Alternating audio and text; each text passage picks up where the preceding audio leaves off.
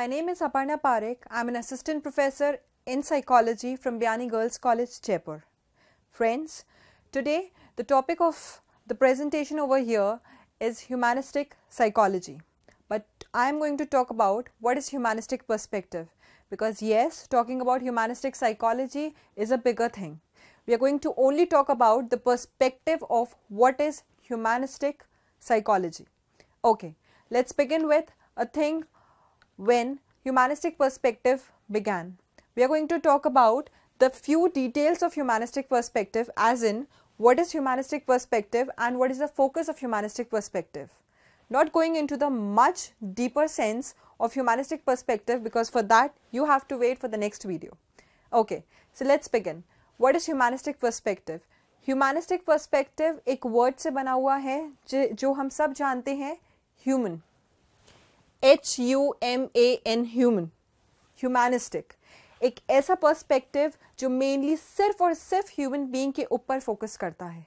Of course yes, ये perspective की शुरुआत हुई थी 1960 में. इससे पहले कई सारे पर्सपेक्टिव्स आए. साइकोलॉजी एक ऐसी फील्ड है जिसके अंदर बहुत लोगों ने काम किया है. आप सिगमंड फ्रॉइड को ले लीजिए, आप विलियम्स जेम्स को लीजिए, विल्हेम वुंड को लीजिए, आप बहुत बड़े से बड़े साइकोलॉजिस्ट का नाम जानते हैं जिन्होंने साइकोलॉजी के अंदर बहुत बड़ी बड़ी रिसर्चेस, बहुत बड़े बड़े पर्सपेक्टिव्स को रखा है.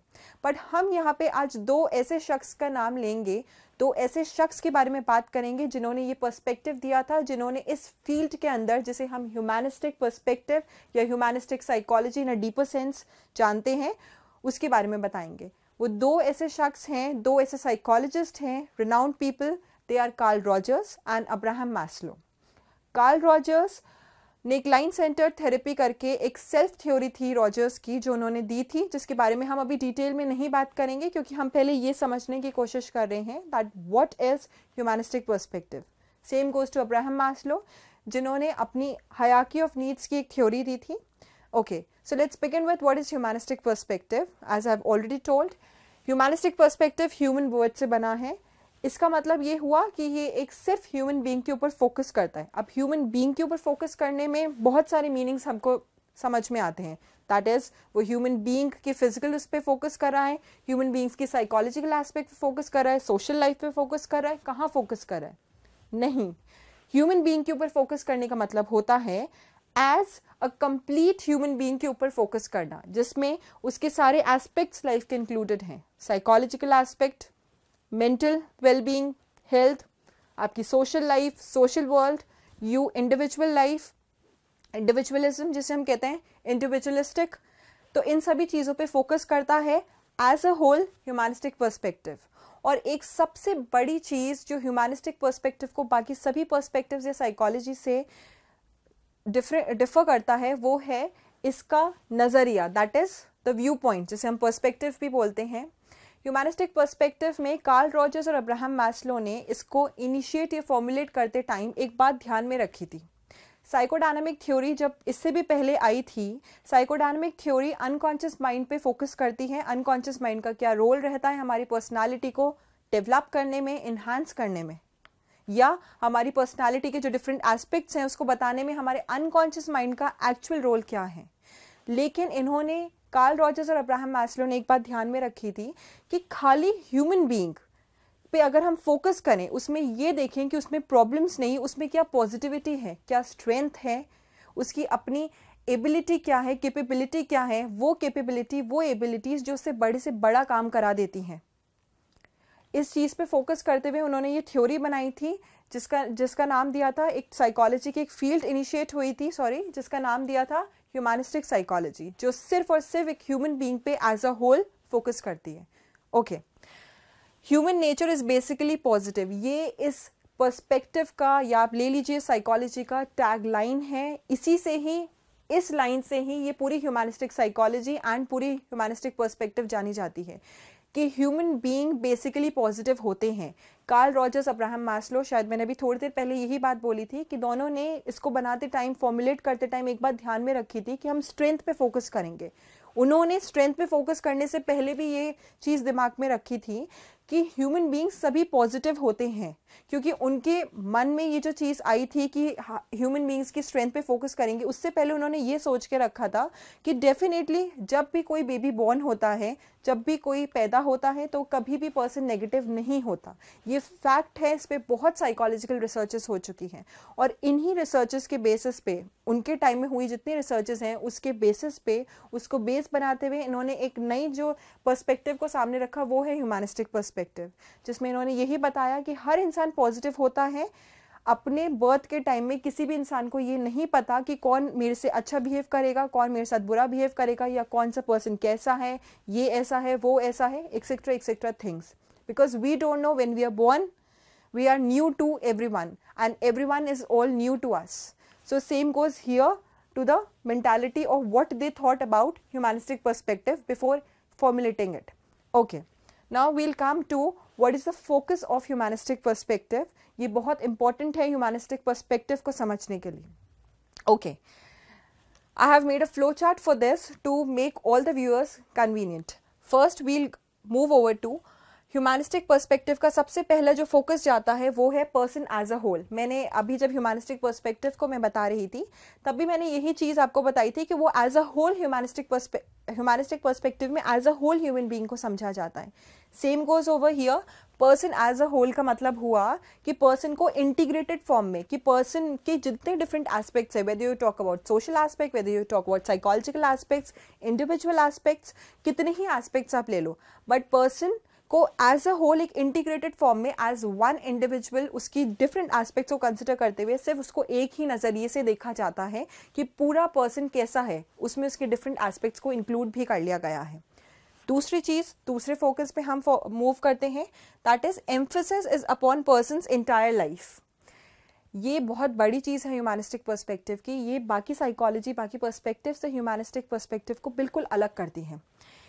ह्यूमनिस्टिक पर्सपेक्टिव का फोकस पर्सन की पूरी इंटायर लाइफ पे रहता है। इसका मतलब क्या हुआ, हम ज़्यादातर साइकोलॉजी में ये पढ़ते हैं, कई थ्योरीज ये कहती हैं या कई थेरेपीज हम लें वो सिर्फ पास्ट पे फोकस कर देंगी या फिर कहीं सिर्फ प्रेजेंट पे फोकस करेंगे, लेकिन ह्यूमनिस्टिक पर्सपेक्टिव एक ऐसा पर्सपेक्टिव आया है, एक ऐसा पर्सपेक्टिव आया था उस टाइम जिसने ये कहा कि हम सिर्फ ह्यूमन बीइंग के नेचर को पॉजिटिव ही नहीं मानते सिंस बर्थ, हम ये चीज़ भी मानते हैं कि जब भी हम किसी ह्यूमन बीइंग के बारे में स्टडी कर रहे हों या ह्यूमन बिहेवियर को पढ़ते हैं तो हमें उसकी पूरी एंटायर लाइफ हिस्ट्री पता होनी चाहिए, तभी एक ह्यूमन बीइंग की कंप्लीट अंडरस्टैंडिंग लगती है।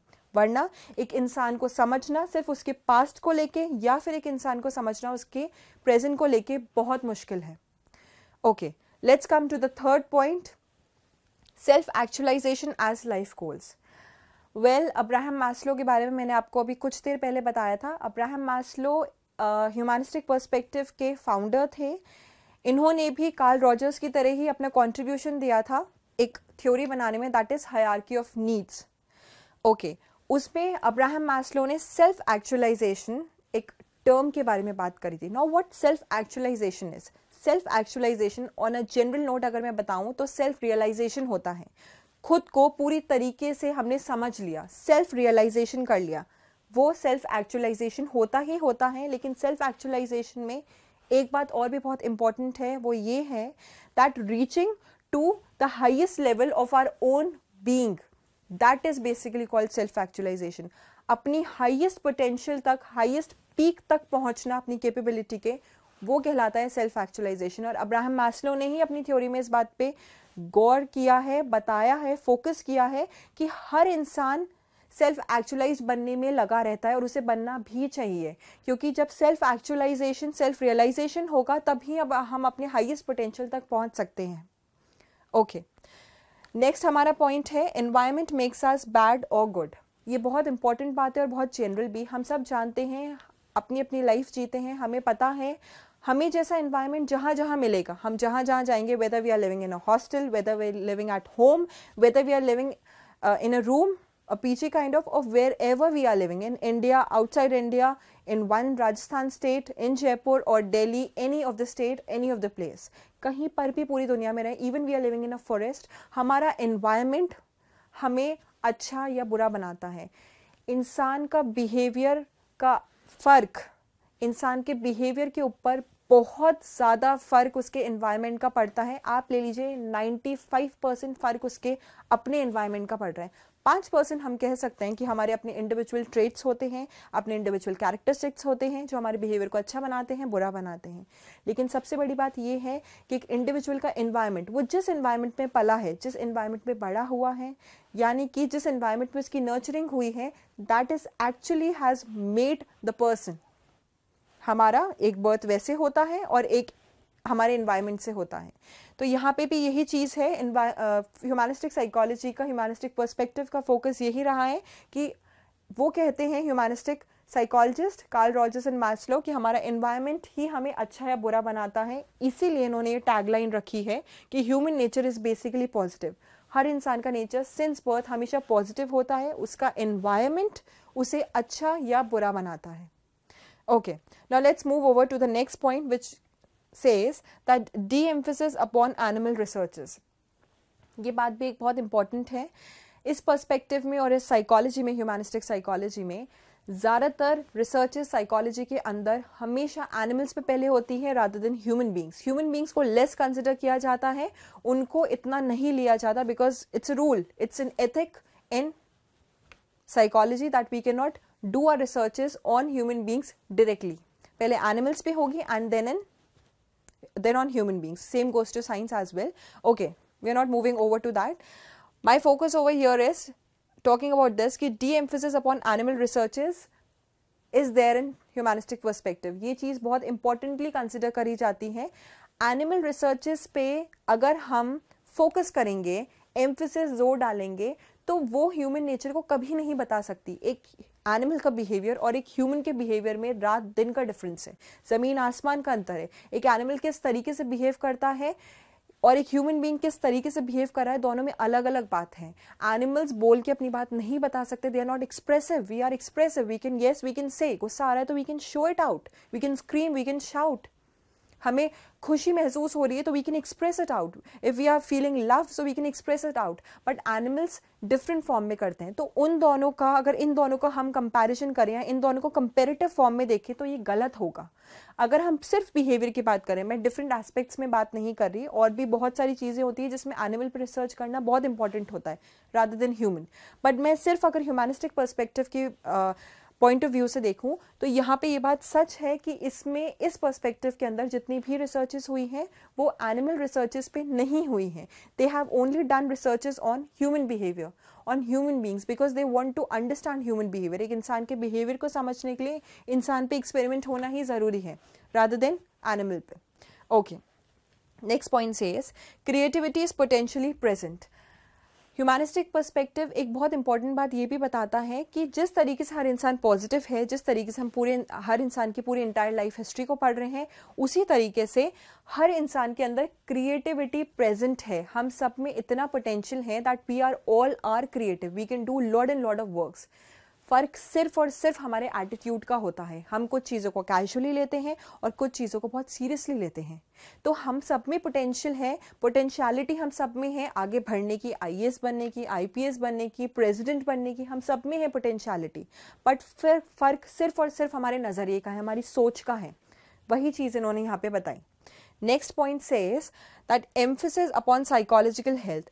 ह्यूमैनिस्टिक पर्सपेक्टिव में बाकी सभी हेल्थ पे भी फोकस किया गया है, लेकिन सबसे ज़्यादा इम्पॉर्टेंट माना गया है साइकोलॉजिकल हेल्थ को। क्यों? क्योंकि साइकोलॉजिकल हेल्थ बेस होता है जिससे हमारे इमोशंस भी का भी पता लगता है, जिससे हमारी फिजिकल हेल्थ का भी पता लगता है। अगर आपकी साइकोलॉजिकल हेल्थ अच्छी नहीं है, if suppose for example psychologically और mentally you are not feeling fit और यू आर नॉट वेल, तो डेफिनेटली आपका मूड भी खराब रहेगा, आपके इमोशनल हेल्थ पे भी असर आ रहा है। सेम गोज टू आपकी फिजिकल हेल्थ भी खराब रहेगी। आज नहीं तो कल, कल नहीं तो परसों, कभी ना कभी आपके फिजिकल हेल्थ पे भी असर पड़ेगा। तो यही चीज़ यहाँ पे ह्यूमैनिस्टिक पर्सपेक्टिव में कहा गया है कि ज़्यादा एम्फेसिस, ज़्यादा स्ट्रेस आउट और हेल्थ पे भी रखा गया, लेकिन साइकोलॉजिकल हेल्थ पे ज़्यादा फोकस किया गया है। Okay friends, so this was all about my point of view regarding what is humanistic perspective. Although it could be somewhere that I have missed some of the points, some of the major points which you might be knowing. So friends, I would be waiting for your comments, for your kind of any sort of comment, of course any comment you can give. Friends एक चीज़ और होती है, जब हम suppose आप मुझे comment करें तो I would request you to give me a good description about that comment. आप अगर मुझसे ये एक्सपेक्ट करते हैं कि मैं आपको कुछ वीडियो और दिखाऊं जैसे इंटेलिजेंस के ऊपर या डिफरेंट जो हमारी साइकोलॉजी में डिफरेंट टर्म्स हैं, इंटेलिजेंस है, पर्सनालिटी है, तो मैं आपसे ज़रूर रिक्वेस्ट करूँगी कि आप थोड़ा सा बिल्कुल क्लियर एलैबोरेटेड फॉर्म में मुझे बताएं, सो दैट मैं वो वीडियो आपके पास जल्द से जल्द पहुँचाऊँ, क्योंकि आपकी हेल्प करना ही मेरी प्रायोरिटी है. Well friends, thank you for this. Thank you for watching me. Please subscribe and please I'll be waiting for your comment, a good detailed one. Thank you friends.